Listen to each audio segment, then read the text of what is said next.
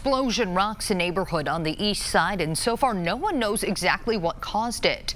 But because a man driving in the area had his dash cam turned on, we can show you what went down as it happened.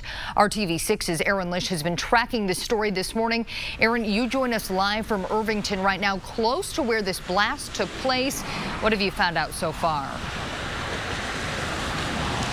Well, this all happened late last night. Just a few minutes ago, an officer pulled up to the spot right here at the median.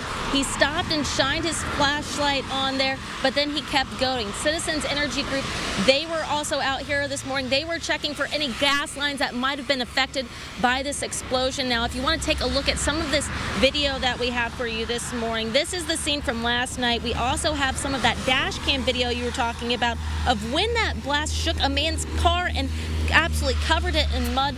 Thankfully, he wasn't hurt or anyone else in the area due to that explosion. Now, from our video, it looks like the bomb squad members were out here for some time, and it had enough power to knock things off walls inside of the homes of people living around here. We asked a neighbor what she heard. I was in my apartment and just drinking a glass of wine, and the whole building shook like an apocalyptic earthquake. It was crazy.